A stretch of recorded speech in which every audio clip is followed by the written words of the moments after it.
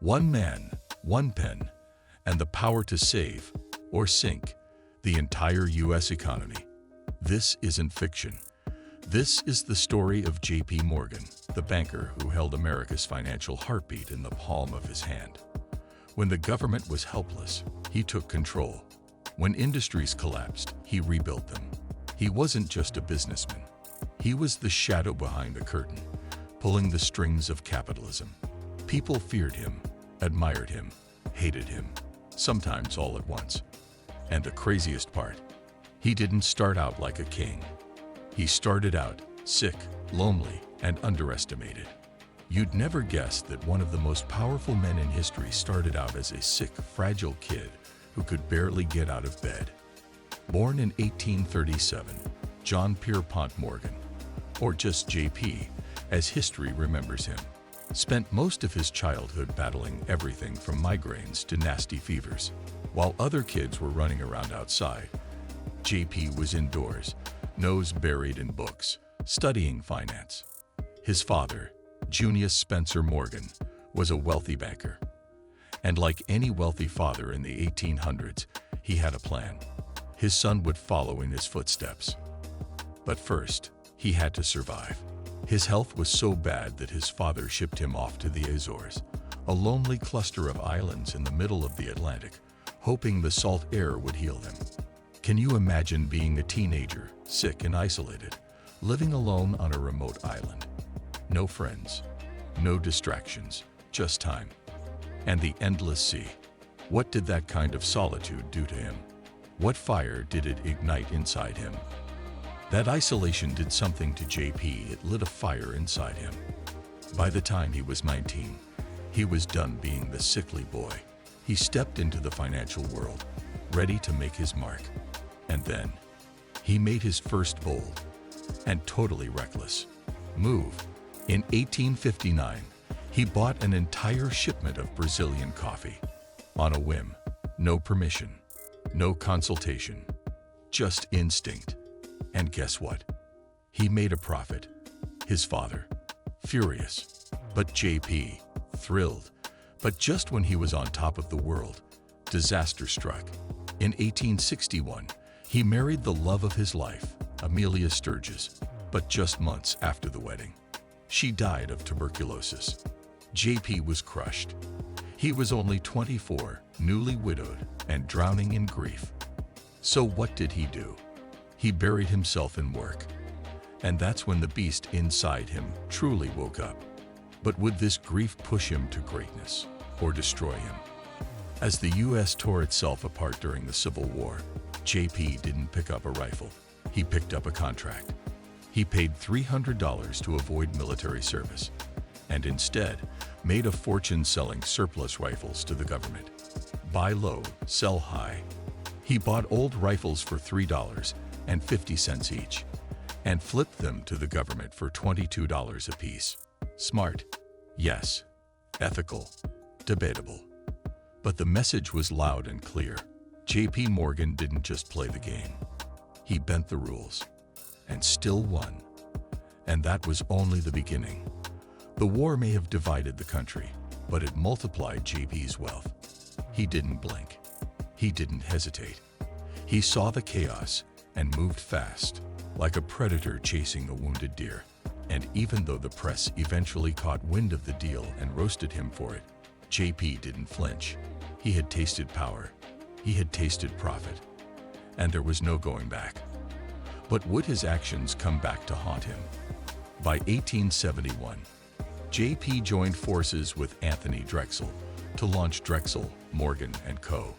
It was just a name back then, but it would grow into JP Morgan Chase, one of the most powerful financial institutions in the world. At first, JP was just brokering deals, a middleman, a facilitator. But that wasn't enough for him. He wanted control. He looked at the railroad industry and saw chaos. Dozens of companies, all competing, all bleeding money. Where others saw disaster, JP saw opportunity.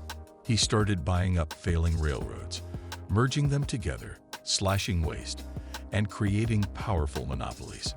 This ruthless strategy earned a name, Morganization. Soon, he controlled 1/3 of all U.S. railroads. He didn't just reshape the industry, he reshaped America's economy. With every deal, every acquisition, he tightened his grip on the country's transportation system. Every rail line, every cargo route, it all led back to him. But when boardrooms resisted, he fired everyone and took the seat himself. But would the country be ready for the sheer power he was accumulating? What was next for J.P. Morgan? In 1901, Andrew Carnegie, the Steel King, decided it was time to step away. And J.P. Morgan saw his moment. It was his chance to seize control of the future of American industry. He didn't hesitate. He bought Carnegie Steel for a staggering $480 million, an amount that would be worth billions in today's economy. With that purchase, he didn't just acquire a company. He consolidated an empire. But he wasn't done. No, JP had bigger dreams. He wasn't just going to control steel. He wanted to control the future of every critical industry in America. Railroads, steel, electricity, telephones. J.P. Morgan's influence spread like wildfire, touching every corner of the nation's economy. He financed Thomas Edison's electric dreams, making sure the world's brightest inventor had the resources to change the way humanity would live forever. But J.P. wasn't just funding progress, he was progress. Every time America took a step forward, J.P. was there, quietly behind the scenes, controlling the levers of power. But would this empire of influence last?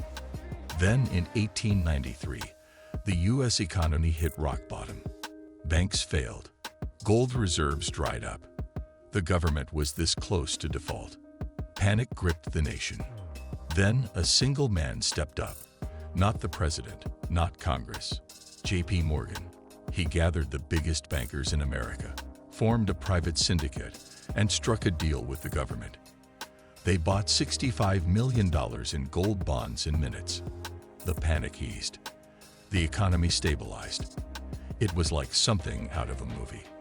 The President of the United States sat helpless, while a private citizen bailed out the nation. Newspapers hailed him as a savior. Others called it a hostile takeover. And J.P., he stayed calm, collected, and slightly smug. He had saved the country and walked away richer.